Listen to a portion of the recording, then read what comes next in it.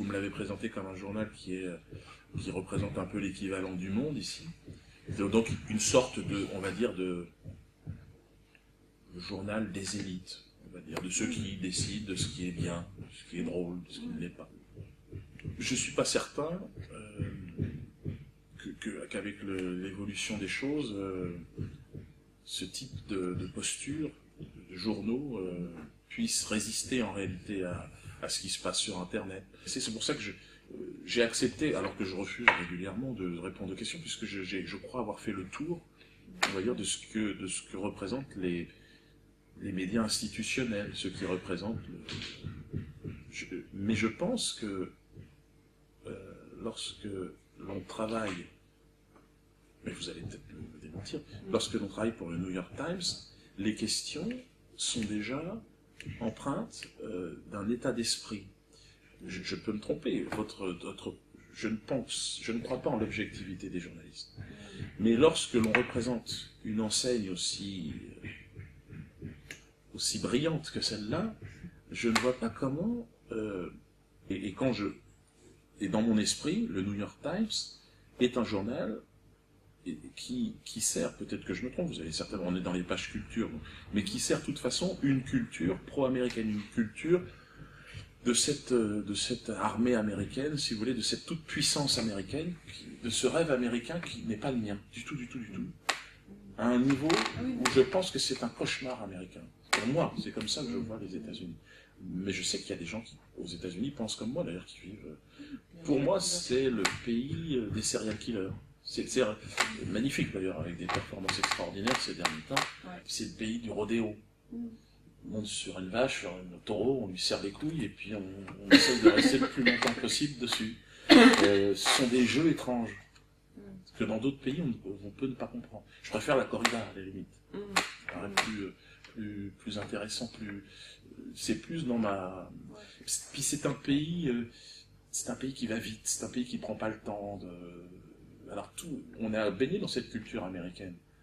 Et je comprends, mais pour moi, c'est vraiment une culture médiocre. C'est-à-dire certainement la culture la plus médiocre et la plus... par rapport à notre espèce humaine, certainement l'étape la plus insupportable en réalité. Bon. Je ne pense pas que l'humanité retiendra cette étape. Je ne pense pas. Enfin, parce qu'elle finalement, elle n'a pas, pour moi, quand j'observe l'histoire, j'ai la sensation qu'il y a un raffinement dans notre espèce, l'espèce humaine, que l'on ne retrouve pas aux États-Unis. À aucun moment, aucune étape. Que ce soit au niveau de la pensée, au niveau de la philosophie, au niveau de la culture. Il y a une démonstration de puissance militaire, mais qui n'est pas glorieuse en plus. Les militaires américains sont certainement les militaires les plus lâches, les plus pleutres. Ils ne donnent pas envie aux combattants, parce que en discutant... Vous pensez que ce message-là, il a une résonance réelle en France? Non, je pense que la culture occidentale aujourd'hui, la culture américaine qui est en train de toute façon d'inonder l'Occident, cette culture, c'est une culture de tout maintenant, tout de suite et pour moi. Donc de toute façon, le rêve américain, c'est l'idée que chacun puisse réussir à gagner beaucoup d'argent et à dominer les autres. Ce rêve-là est une illusion. Lorsque Obama vient bombarder l'Afrique, je suis terrorisé. C'est toujours ce nègre de maison qui en fait plus qu'on lui demande. Pour moi, c'est catastrophique. Ce qu'ils ont fait en Libye, c'est encore une fois quelque chose une humiliation supplémentaire qui use un peu plus la patience de ce peuple patient. La seule origine où il est encore possible pour moi d'avoir une sensation de liberté, je la ressens au Cameroun, où là, alors il n'y a peut-être pas d'eau, pas d'électricité, là où je me trouve, mais j'ai une sensation de liberté. Alors qu'ici, de la naissance à la mort, j'ai la sensation d'être un numéro. Et je pense que les Français sont devenus des moutons, ils en souffrent, ils essayent de se libérer. Mais il y a des endroits du monde où on peut vivre plus librement et mieux. Et en Afrique, par exemple, l'individu est plus pauvre, mais il est plus libre. Ça, c'est une réalité. Mais bon, je sais pas. Changer de vie à ce niveau-là, enfin changer de pays. Ah ben moi, je suis entre les deux pays. Ouais.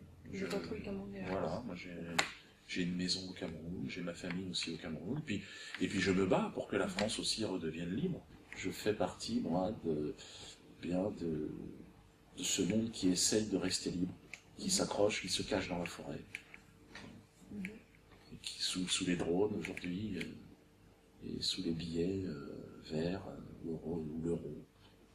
Ouais. Donc alors, qu'est-ce qui est sérieux? Qu'est-ce qui est pas sérieux? Ça, c'est... Eh bien ça, j'attendais cette question du New York Times. Le New York Times n'est pas un journal sérieux. Et moi, je suis pas sérieux non plus. Moi, je ris. Mais je pourrais rire de beaucoup de choses du New York Times. Beaucoup de choses. C'est un journal de blagues pour moi. Rien n'est sérieux dans ce journal. Il suffit de lire les conclusions qui sont faites ici et là sur les grands événements qui ont bouleversé ces dernières années pour comprendre que le New York Times, le 11 septembre, c'était évidemment la fête du New York Times, où là on a pu lire tout et n'importe quoi. Moi je n'ai pas d'avis, il faudra aller voir Thierry Messant, par exemple, ou des Français qui sont aujourd'hui opposés à la version du New York Times sur les événements. Mais en tout cas, moi qui suis un saltimbanque, un baltringue, si vous voulez, quelqu'un qui fait des blagues. Je ne me prends pas au sérieux. Mais je ne vous prends pas au sérieux du tout. Et je prends personne au sérieux. La seule chose sérieuse que j'ai pu voir, c'est d'avoir été touché par les injustices que j'ai pu constater avec mes propres yeux. Ça a touché le fond de ce que je suis. Mais ma mission ici-bas, ça n'est pas d'être sérieux. Je n'ai pas à être sérieux et je ne sais pas si ça existe, à part des gens qui sont envoyés d'un autre univers ou je ne crois pas ou alors si on est croyant, peut-être des prophètes, ou des gens qui peuvent amener la lumière. Mais nous sommes dans un monde d'obscurité pour moi, et donc l'humoriste, c'est simplement celui qui s'amuse avec cette obscurité. Moi, on me reproche ça dans les colonnes du Monde et machin, et puis là, ils disent l'inverse. Alors, où je suis exactement? Qui a raison? Où sera-ce? Qui dit la vérité? Est-ce que la vérité existe? Parce que ce sont des questions, des sujets de bac, de philo. Moi, je ne suis pas là pour y répondre, je suis là pour rigoler. En tout cas, la vérité est un sujet de rigolade. Je suis là fait de la philo. Et quand vous allez en Libye, c'est pas tellement la rigolade, c'est plutôt un constat amer que vous avez fait, je sais pas. Là, d'un coup, j'essaye de voir cette limite qui est toujours un peu vague entre... Non, c'est assez... Alors, ce qui est vague, évidemment, c'est qu'il faut... Si vous avez besoin d'une frontière, le bien, le mal, non, c'est pas à moi de le fixer. Je suis dans le vague parce que je ne sais pas dire l'un ni l'autre. J'essaye du mieux que je peux, parce que j'ai quand même des enfants, de leur dire, voilà, ne fais pas ça, parce que je sais pas exactement, je leur donne ce que je ressens. Il me semble quand même qu'il existe une lumière. Cette lumière, c'est la vérité. C'est de se rapprocher de la vérité. Et en tout cas, lorsqu'on est humoriste et qu'on dit la vérité, parfois les gens rigolent. Parce que c'est tellement énorme, et qu'on est dans un monde de mensonges, mais bon, je ne suis pas détenteur de cette vérité. Je ne suis pas la lumière, moi, je ne suis pas cela. Mais être décoré par ce système de mensonges, ça n'aurait pas de sens. Alors, maintenant, le fait de le dire, ça se trouve, ils vont me décorer. Je n'irai pas chercher le prix, sachez-le. Si je suis nommé à Hollywood, je n'irai pas chercher votre prix. Ouais, je vais dans le cul. Je ne fais pas de reconnaissance. Ne lui donnez pas un non, de toute façon, je le jetterai à la poubelle. Je le jetterai à la poubelle. J'irai même pas le chercher. J'enverrai un animal. Mais ce film, c'est quoi la vocation de ce film? C'est un pied de nez? C'est un film humoristique. La même année, on a sorti un film en France, c'était rue Casse-Départ, c'était ça, Casse-Départ. C'était un film, une comédie sur la traite négrière. que j'ai pas vu en réalité, enfin j'ai vu des extraits. Mhm. Et donc c'était l'année des comédies sur les grands crimes contre l'humanité. J'ai trouvé que c'était bien. Cette année-là aussi, alors j'aurais pu faire Soirée Zouk à Treblinka ou à Buchenwald, mais je me suis dit, bon, je vais faire l'antisémite. En plus, c'est un sujet qui m'intéressait, c'était le face-à-face entre une personne antisémite et un psy juif. Voilà un peu le postulat de... Donc, voilà, c'est cette rencontre-là. C'est un film pour rire, on rigole beaucoup, et tant mieux. Certains ne rigolent pas du tout, ils voudraient faire interdire ce film. Mais ça m'est égal, puisque ces gens-là, pour moi, ils se sont adressés à la justice de mon pays, et la justice leur a dit rentrez chez vous, laissez-le faire, laissez-le travailler, il a le droit aussi d'exister. Donc vous ne comprenez pas tellement que ça choque que ça... Ben, en tout cas, ça n'a pas choqué le juge.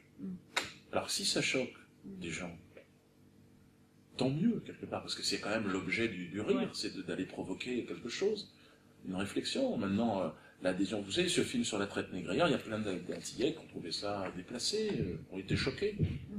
Et ça n'a pas empêché. Eux n'ont pas eu à répondre à la question, et si ça choque? C'est très drôle, c'est très bien.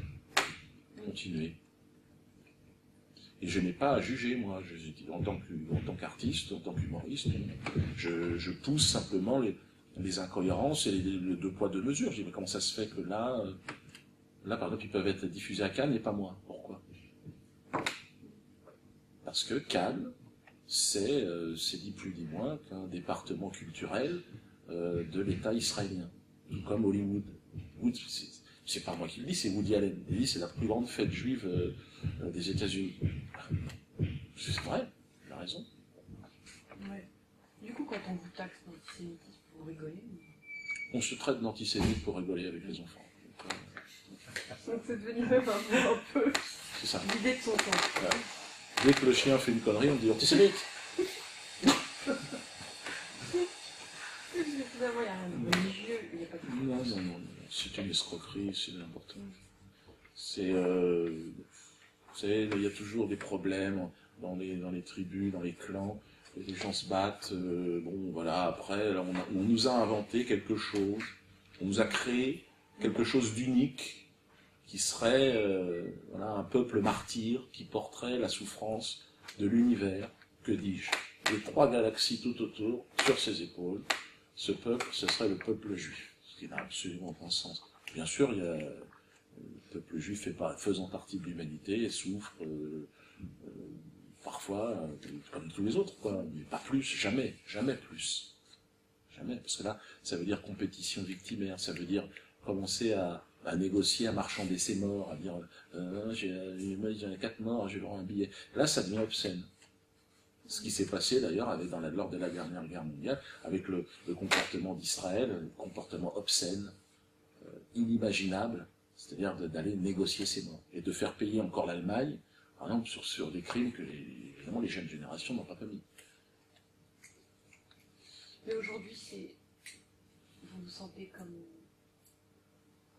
comme mis au banc ou pas? Est-ce que vous sentez un peu qu'il y a... Non, c'est-à-dire que c'est un échange, je pense que c'est à la fois je corresponds pas, et c'est vrai, je corresponds pas. Je me sens pas du tout, je pense qu'il y a une autre façon de faire ce métier, et je fais cette façon-là, façon libre, indépendante, avoir une salle de spectacle, j'ai joué dans un car, j'ai joué dans des champs, aujourd'hui je refais des grandes salles, tant mieux, et puis, mais j'assume, je suis très bien comme ça. Vous assumez que certains maires de ville disent non, on ne veut pas le produire, enfin on veut pas le... Oui, mais je leur ai fait des procès, ils ont perdu. Puis là, je vais les faire payer, maintenant. On attaque les mairies, 190 000 €, on leur a demandé. Moi, j'aimerais bien qu'ils soient condamnés, évidemment. Outre le fait de toucher cette somme, qui peut me permettre, évidemment, de faire des films, de faire des projets. Mais j'en ai pas besoin non plus. Mais c'est vrai qu'ils m'ont porté atteinte, il y a un préjudice évident. Je n'ai pas pu jouer, tous les spectateurs n'ont pas pu voir mon spectacle, je n'ai pas pu vendre mes places, pas pu vendre mes DVD. Voilà, tout ça, ça fait un manque à gagner. Voilà, c'est un juge de trancher, quoi. 2 fois, vous avez dit que vous aviez été... Oui, j'ai été condamné. Alors là, on part à la Cour européenne pour voir si c'était vraiment... donc c'est pas définitif, mais il y a une ou 2 décisions définitives. Ouais. Mais ça vous Si ça devait me préoccuper, normalement, Arthur, par exemple, le présentateur, devrait être préoccupé. Il a été condamné aussi de manière définitive. Marc-Olivier Fogiel, l'odeur des Noirs, ça le dérangeait aussi, il a été condamné de manière définitive. France Télévisions a été condamné pour un SMS sur l'odeur des Noirs. Je pense pas que ça les préoccupe plus que ça. On ne voit pas pourquoi j'irais me faire des cheveux blancs, alors que boivent du champagne. Est-ce que c'est justement ce théâtre-là, c'est un peu votre espace, votre liberté d'expression à vous? Oui, mais il faut pas s'attacher aux endroits, faut pas s'attacher aux choses. Moi, j'ai pu jouer aussi dans un autocar, j'ai joué dehors. Oui, c'est évidemment très pratique, mais c'est un outil. La propriété, la notion, tout ça, je pense qu'il ne faut pas s'attacher aux choses. Mais ceux qui sont ici, qui font des spectacles ici, vous les choisissez d'une certaine manière, c'est-à-dire que vous essayez de faire en sorte qu'il y ait dans ce théâtre, que ce soit cohérent avec ce que vous... Non, il y a de tout, il y a des spectacles pour enfants, là il y a un spectacle au pays des sushis, spectacle, une comédie burlesque, il y a un spectacle en anglais, non, c'est très très varié, en fait il n'y a pas du tout de... C'est pas des... Vous ne regardez pas trop la programmation. Non, au contraire, que ce soit différent et complémentaire. Celui que vous jouez maintenant, comment est-ce que vous caractérisez par rapport aux autres? Je sais pas. Rendez-nous Jésus. C'est-à-dire, vous nous avez pris Jésus, rendez-le-nous. Les marchands du temple, ceux-là même que Jésus a chassés, nous l'ont volé. Ils nous l'ont pris, ils parlent en son nom aujourd'hui.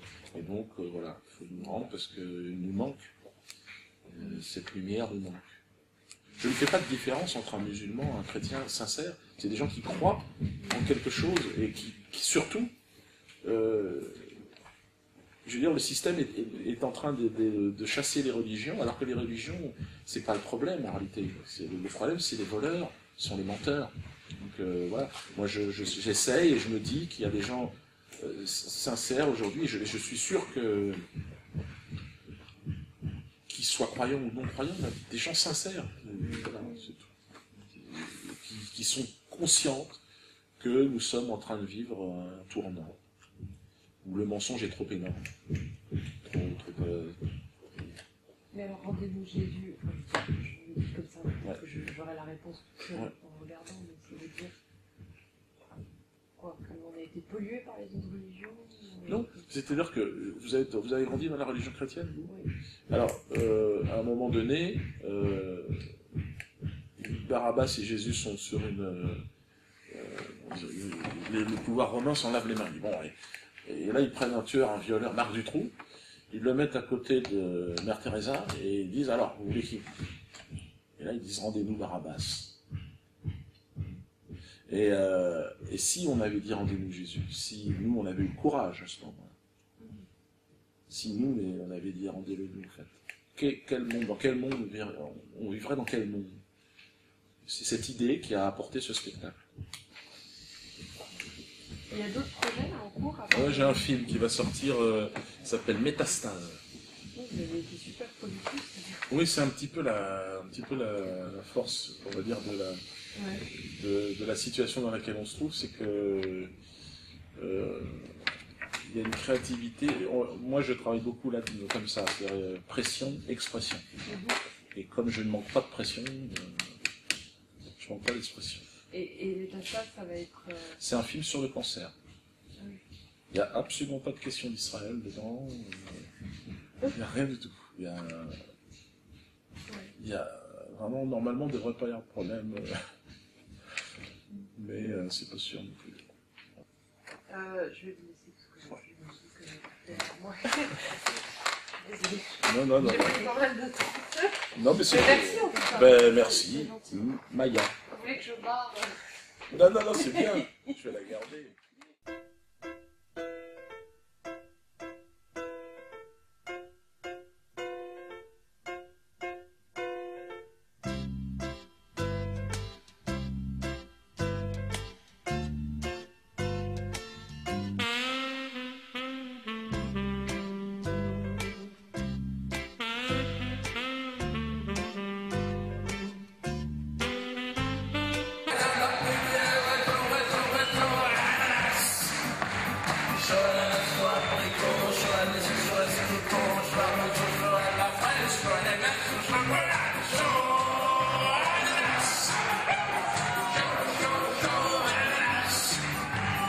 Tu me tiens par la chemin.